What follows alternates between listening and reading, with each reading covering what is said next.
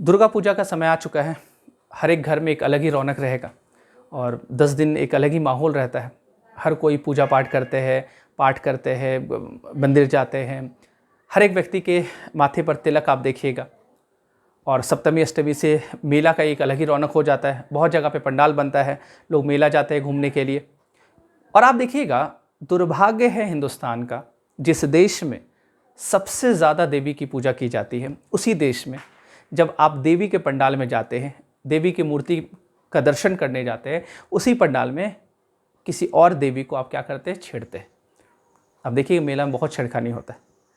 घर की बेटियां अमूमन लोग जाने उनको उस तरह से बिना गार्जियन का जाने नहीं देते। ऐसा क्यों? आप तो देवी की पूजा कर रहे हैं। आप तो नवरात्रि भी करते होंगे। बहुत लोग फलाहारी पे रहते होंगे, वो सिर्फ फल ही खाते हैं और आप उस देवी को घूर रहे हैं। तो आप समझिएगा, उसको उसके साथ छेड़खानी कर दे रहे। तो आप ये देखिएगा, एक तो ये, दूसरा चीज़ कि इसी दुर्गा पूजा में हम कन्या पूजा करवाते हैं या कन्या का भोजन करवाते हैं। तो कन्या छोटी छोटी बच्ची को ढूंढते हैं कि उनको भोजन करवाना है। अगल बगल अड़ोस पड़ोस में ढूंढते हैं, नहीं मिलती, वो कहीं और चली जाती तो हम परेशान हो जाते हैं, अरे कन्या नहीं मिल रही है। 5 किलोमीटर दूर, 10 किलोमीटर दूर, 20 किलोमीटर दूर से हम कहीं से भी उनको लाते हैं। फिर बड़े श्रद्धापूर्वक उनको क्या कराते हैं, भोजन करवाते हैं, क्योंकि उसमें आपका स्वार्थ जुड़ा हुआ रहता है। आप बहुत श्रद्धापूर्वक भोजन कराते हैं, लेकिन जब आपके घर में बेटी का जन्म होता है तो आपका चेहरा उतर जाता है। आप चाहते हैं कि नहीं पड़ोसी घर में बेटी हो जाए, मेरे घर में सिर्फ वीर पुत्र हो, या फिर बेटी हो भी तो बेटा उटा हो जाने दो, उसके बाद ही होना। जहाँ 2 बेटी हो गई घर में, लोग पूरा परेशान हो जाते हैं। अड़ोस पड़ोस वाले ताना देना शुरू कर देते हैं, जा बेटी ही हुई, बेटा होता तब ना कुछ बात होता। तो एक हम अलग डिप्रेशन में चले जाते हैं। तो आपको कन्या पूजन करने के लिए, कन्या को भोजन करवाने के लिए आप कन्या ढूंढ रहे हैं, लेकिन आप नहीं चाह रहे कि मेरे घर में कन्या का जन्म हो। आज आपको लगता है कि भारत ने, अरे अगर आप बात करेंगे तो आप बहुत लोग ऐसे कहेंगे कि अब तो कोई दिक्कत नहीं, अब तो कोई भेदभाव नहीं, बेटी बेटा में कोई भेदभाव नहीं होता है। आप वो जो शहर का चकाचौंध है ना, उस चकाचौंध में आपका आँख कहीं ना कहीं वो धुंधला हो गया है और आप उस नज़र से नहीं देख पा रहे। आपको कहीं ना कहीं वो चश्मा लगाना पड़ेगा, तब आप देख पाइएगा समाज का हकीकत क्या है। आज भी महिलाओं के साथ बहुत व्यापक स्तर पर शोषण होता है, बहुत कुरीति के नाम पर, अंधविश्वास के नाम पर, पाखंड के नाम पर उनके साथ शोषण होता है। आप भले कह दें कि हाँ, अब तो महिलाएं जाती है, स्कूल जाती है, कॉलेज जाती है, वो जॉब करती है, हवाई जहाज उड़ाती है, एग्रीड, ये होता है, लेकिन उसके पीछे वो दर्द क्या होता है, वो एक महिला से आप जब बात कीजिएगा तो वो बताएगी अंदरूनी बात क्या है। आप तो ऊपरी बात देख रहे हैं कि ऊपरी आप देख रहे हैं बड़ा अच्छा सब चीज़ चल रहा है, नहीं अच्छा चल रहा है। और जब आप किसी शोषित महिला से बात कीजिएगा तब आपको पता चलेगा हकीकत क्या है। समाज सुधरा नहीं, समाज और बिगड़ रहा है। इसलिए मैं कहता हूँ कि मुझे लगता है कि 21वीं सदी में फिर से पुनर्जागृत होने की ज़रूरत है। इसलिए मैं एक बात कहता हूँ कि 21st सेंचुरी में भी पुनर्जागरण होनी चाहिए। एक पुनर्जागरण आपने सुना होगा 19th सेंचुरी में, इतिहास आपने पढ़ा होगा तो सोशल एंड रिलीजियस मूवमेंट चला था, सामाजिक एवं धार्मिक सुधार आंदोलन चला था। और सोशल एंड रिलीजियस रिफॉर्म जो मूवमेंट चला था, उसमें आप देखिएगा ज़्यादातर जो सोशल रिफॉर्म हुआ था या फिर रिलीजियस रिफॉर्म हुआ था, तो आप देखिएगा उसमें ज़्यादातर क्या था, वो ज़्यादातर महिलाओं के साथ जो हो रहा था अत्याचार, उस पर ही आवाज़ उठाया गया था। चाहे वो दयानंद सरस्वती हो, राजा राम मोहन राय हो, ईश्वर चंद्र विद्यासागर हो, विवेकानंद हो, कोई भी हो, आप देखिएगा लगातार महिलाओं पर ही जो प्रहार किया जा रहा था। उसी अंधविश्वास, उसी पाखंड, उसी कुरीति, जो परंपरा के नाम पर जो कुरीति को ढोते हैं, उसी पर क्या किया गया था, प्रहार किया गया था। चाहे वो आप एंटी सती एक्ट का बात करें, जो एक्ट बना था 1829 में सती प्रथा पर, राजा राम मोहन राय के प्रयास से बना था। विडो रीमैरेज एक्ट 1856 का, जो ईश्वर चंद्र विद्यासागर के प्रयास से बना था, विधवा पुनर्विवाह अधिनियम। आप देखिएगा कि हमारे पूर्वज जो थे, उन्होंने कहा कि हमें फिर से पुनर्जागृत होने की आवश्यकता है। तो हम पुनर्जागरण क्यों कहते हैं? पुनर्जागरण का मतलब क्या? कि हम पहले कभी जगे थे, अब सो गए क्या? हाँ, इसका मतलब यह है कि हम पहले कभी जगे थे। इसे दयानंद सरस्वती कहते हैं वेदों की ओर लौटो। वेदों की ओर लौटो का मतलब क्या हुआ? वैदिक काल में जो सोसाइटी था उसको फिर से डेवलप करो। आज से 3500 साल पहले जो वैदिक काल था, ऋग वैदिक काल था, तो आप बोलेंगे सर तो दयानंद सरस्वती क्या कहते हैं, 3500 साल पीछे चले जाओ, मतलब पिछड़ जाओ? नहीं, वो ये नहीं कह रहे। उनका कहना ये है, वो जो स्वर्णिम काल था, वो जो गोल्डन एज था उसको फिर से तुम डेवलप करो। फिर से हम लोग को उस काल में जाने की आवश्यकता है। कहने का मतलब उस समय का समाज को बनाने की आवश्यकता है। और जब आप पढ़िएगा ऋग्वैदिक काल, आपको देखिएगा व्यापक स्तर पर महिलाओं के साथ कोई भी शोषण या कोई भी भेदभाव नहीं होता था, ना ही डिस्क्रिमिनेशन होता था, ना ही एक्सप्लॉइटेशन होता था। एक अद्भुत सोसाइटी था। अब कोई छोटा मोटा स्तर पर होता होगा तो होता होगा, लेकिन व्यापक स्तर पर आपको देखने को नहीं मिलता है। ना ही उस ज़माने में सती प्रथा होता था, ना ही उस ज़माने में दहेज प्रथा चलता था, ना ही उस ज़माने में बाल विवाह होता था, ना ही उस ज़माने में विधवाओं के साथ उनके लिए बहुत सारा नियम कानून बनाया जाता था। उस ज़माने में विधवा पुनर्विवाह होता था। तो आप देखिएगा जितना आप कुरीतियाँ को देखते हैं वो कोई भी कुरीतियाँ उस ज़माने में नहीं था। इसके साथ साथ बहुत सारा अधिकार उनके पास था, जैसे शिक्षा का अधिकार था, जैसे संपत्ति का अधिकार था, जैसे राजनीति में पार्टिसिपेट करने का अधिकार था, डिसीजन मेकिंग में पार्टिसिपेट करने का अधिकार था। बहुत सारा उनके पास राइट था। उस समय आप बहुत सारी विदुषी महिला का नाम पढ़ेंगे, अपाला, घोषा, सिक्ता, निवावरी, लोपामुद्रा, बहुत सारे आप विदुषी महिला। तो आप समझिए विद्वान के साथ साथ विदुषी भी होती थी। तो वो एरा था जब हम जागृत थे और फिर से सो गए। फिर से 19वीं सेंचुरी में पुनर्जागरण हुआ और मुझे लग रहा फिर से 21st सेंचुरी में पुनर्जागरण की आवश्यकता है।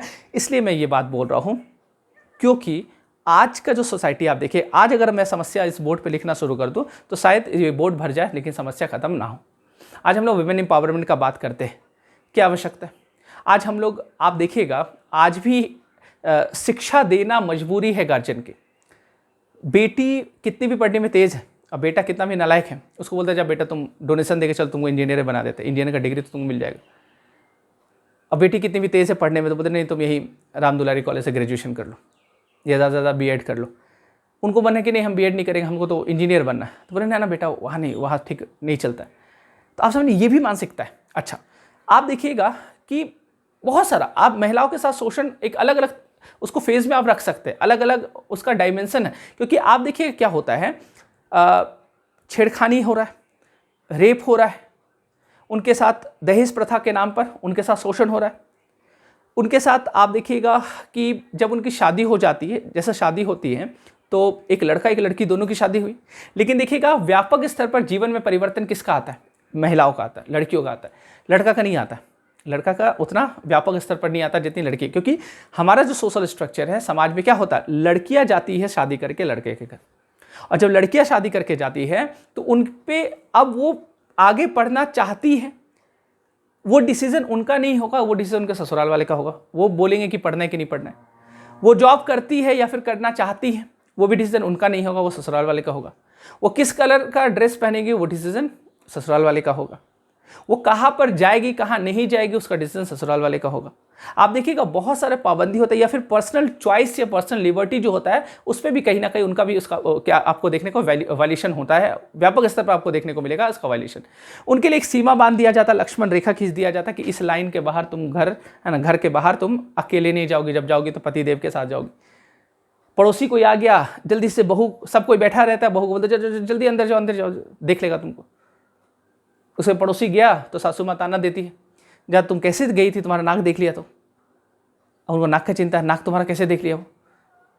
तो आप देखिएगा ज़्यादा व्यापक स्तर पर महिलाओं के साथ आज भी ये चीज़ आपको देखने को मिलता है। इससे मैंने बोला कि आप अभी समाज का चकाचौंध में आपको धुंधला दिख रहा वो, लेकिन जब आप समाज का हकीकत जो है उस चश्मा को जब आप पहनेगा तो आपको पता चलेगा कि महिलाओं के साथ आज भी बहुत व्यापक स्तर पर शोषण होता है। जब एक महिला वीडो हो जाती है या फिर उनका तलाक हो जाता है, अगर वो डिवोर्स हो गया, उनका वो नहीं पटा, वो डिवोर्स ले ली, अगर वो डिवोर्स ले लिया फिर पति ही डिवोर्स दे दिया, अब उनको एक अलग ही नज़रिया में देखा जाता है। लोग बड़ी अजीब टाइप का देखते हैं उनको लगता है पता नहीं शादी कर ली, ठप्पा लग गया, और डिवोर्स का एक अलग ही ठप्पा लग गया। और जब ठप्पा लग गया तो अब उससे कोई शादी करना फिर से नहीं चाहते, मजबूरन उनकी शादी होती है, और वहाँ पे होती है जहाँ पे उस लड़के की शादी, किसी लड़के की शादी नहीं हो रही, या फिर उसका 2-3 बच्चा है, उसकी बीवी मर गई है, तो उससे शादी फिर करवाया जाता है। यदि उस लड़की का एक भी बच्चा भी नहीं, वो रही ही नहीं वहाँ, मान लेते शादी के दिन ही टूट गया, तो भी जैसे शादी हो गया तो ठप्पा लेके शादी तो है, फिर डिवोर्स हो रहा है। तो एक तलाक, जिनका तलाक हो जाता है उनसे आप बात कीजिए, उनको पता चले, वो बताएगी हकीकत क्या है। चाहे वो कितनी भी पढ़ी लिखी महिला हो, चाहे वो कोई भी अच्छे पद पर हो, अच्छा जॉब करी, उससे कोई मतलब नहीं। साथ ही साथ हम लोग महिलाओं को डिसीजन मेकिंग में कहाँ शामिल करते हैं। आपके घर में कोई भी फंक्शन होने वाला, कुछ भी होने वाला, तो गांव के बड़े बुजुर्ग लोग बैठ के डिसीजन लेते हैं, और वो बड़े बुजुर्ग में जो लोग होते वो कौन होते, बड़े लोग में वो पुरुष लोग होते, महिलाएं नहीं होती उसमें। वो डिसाइड करते कि ये रसगुल्ला बनेगा कि वो रसगुल्ला बनेगा कि कौन सा है ना रसमलाई बनेगा, क्या बनेगा। आपके घर की जो महिलाएं हैं उनसे उनको आप पार्टिसिपेट नहीं करवाते। एक हस्बैंड जो है आपके वो जीवन साथी, आपके वो लाइफ पार्टनर है, और जब वो आपके लाइफ पार्टनर है तो आप जब हमारे यहाँ कहा गया उसको अर्धांगिनी, तो आप उसको आधा अंग कहाँ समझते हैं। और आजकल के बहुत सारे फ्रॉड बाबा सब मार्केट में, व्यापारी बाबा सब चलते हैं, वो लोग बोलते रहते हैं कि पत्नी से हर कुछ नहीं बताना चाहिए, बहुत बात गुप्त रखना चाहिए। यही चीज़ पुरुषवादी मानसिकता बैठा हुआ है। आप पत्नी से शेयर नहीं करेंगे, आप हर एक बात शेयर करें। आप कोई भी डिसीजन लेने से पहले उनसे बात करें, उनका पक्ष जाने, उनका क्या पक्ष है, फिर दोनों मिलकर डिसीजन लें, 7 कदम बढ़ाएं। तो सिर्फ दुर्गा पूजा करने से, है ना, देवी की आराधना करने से काम नहीं चलेगा। आपके घर में जो देवी है उनकी इज्जत करें, उनका सम्मान करें, ये सबसे ज़रूरी है। और कहीं ना कहीं एक क्रांति की आवश्यकता है। और कहीं ना कहीं आप कह सकते हैं कि जब आप सोशल रिफॉर्म करने के लिए निकलिएगा, और सोशल रिफॉर्म करने के लिए आपको बाहर जाने की आवश्यकता नहीं है। आपके घर में जो अंधविश्वास, पाखंड या कुरीतियाँ चल रही है, जो आप धर्म के नाम पर या परंपरा के नाम पर पाखंड चलाया जा रहा है, उसको समाप्त कीजिए। और वो करने के लिए हिम्मत चाहिए, तभी जाकर आप वो कदम उठाए। तब राजा राम मोहन राय और दयानंद सरस्वती तभी आप बन पाइएगा, जब आप उनके जैसा सोच पाइएगा, या उनके जैसा क्रांतिकारी आपका सोच हो पाएगा। तभी आप क्या कर पाएंगे, समाज में एक व्यापक स्तर पर क्रांति ला पाएंगे। मैं ये प्रयास करता हूँ। मैं अपनी कहानी अभी आज नहीं बता रहा हूँ, कुछ सुनाने नहीं आया हूँ मैं अपनी कहानी, लेकिन जितनी भी कुरीतियाँ हैं उसको मैं प्रयास करता हूँ कि मेरे नज़र के सामने मैं किसी भी कुरीति को एक्सेप्ट नहीं करता हूँ। मैं अपने नज़र के सामने किसी भी पाखंड को स्वीकार नहीं करता हूँ। जिस पाखंड से किसी भी व्यक्ति का या महिलाओं का शोषण होता हो, मैं उसको नहीं करने देता हूँ। और मैंने भी बहुत सारा कदम उठाया है, कभी मौका मिलेगा तो ज़रूर बताऊँगा। तो आप भी प्रयास करें कि धर्म के नाम पर या परंपरा के नाम पर, परंपरा के आड़ में कहीं ना कहीं शोषण होता है महिलाओं का। और जब आप अंदरूनी रूप में देखिएगा, जब आप व्यापक स्तर पर देखिएगा, या फिर उस महिला से बात कीजिएगा जिनके साथ शोषण होता है, तब आपको पता चलेगा, एक एक बात में जब उनकी बातें आप सुनिएगा, तब आपको पता चलेगा कितना व्यापक स्तर पर शोषण होता है। तो हमें एक क्रांतिकारी बनने की आवश्यकता है। और महिलाओं को भी इसमें आगे आना पड़ेगा। महिलाओं को भी जो उनके साथ अत्याचार हुआ है, वो अत्याचार वो अपने घर की बहू के साथ ना करे, क्योंकि ये कहीं ना कहीं एक स्टेप तो लेना पड़ेगा ना आपको लगा कि मेरे साथ शोषण हुआ, चलो अब इसके साथ शोषण करेंगे। मैंने अपनी बेटी का दहेज में ढेर सारा पैसा दिया, तो बेटा का शादी करेंगे, उससे दहेज लेंगे।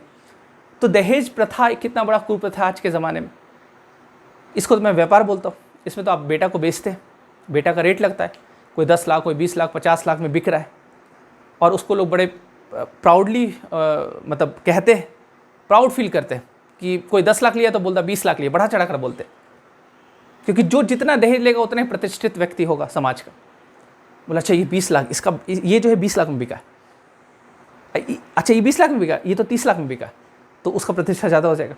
तो लोग प्राउड फील करते हैं, मतलब नॉर्मल है, लोगों को मज़ा आता है, बोलते हैं कि अरे जितना, और जो दहेज नहीं ले रहा है ना, या फिर उनको कम पैसा मिल रहा है, तो वो छिपते रहते हैं, या फिर बढ़ा चढ़ा कर बोल देते, कुछ भी झूठ बोल देते। तो आप ये दुर्भाग्य है। अब अच्छा, इसको काउंटर करते कुछ लोग कहते हैं कि पुरुष में कि बोलते कि अरे तो लड़की भी तो सरकारी नौकरी और पैसा और ये सब उसका बाप भी देखता है। अरे क्यों नहीं देखेगा, जब वो तुमको खरीद ही रहा है तो देखेगा ना मेरा सामान अच्छा है कि नहीं है। आप कोई सामान खरीदने जाइएगा तो आप देखिए ना, सामान टूटा फूटा तो नहीं है, इसमें क्वालिटी अच्छा है, तो जो अच्छा क्वालिटी वाला सामान है वही खरीदेंगे। जब हम पैसा लगा रहे हैं तो फिर हम अच्छे सामान को खरीदेंगे। अब अच्छा तो कोई है नहीं, जो दहेज ले रहा था अच्छा है ही नहीं, लेकिन वही जो आप कह सकते हैं कि समाज में अब कोई रावण है, कोई कुंभकर्ण है ना, कोई कंस है, तो उसी में क्या करना पड़ेगा, हमको ढूंढना पड़ेगा, तो उसी में ढूंढा जाता है लोग को। तो दहेज प्रथा है ना, तो आप देखिएगा बहुत सारा।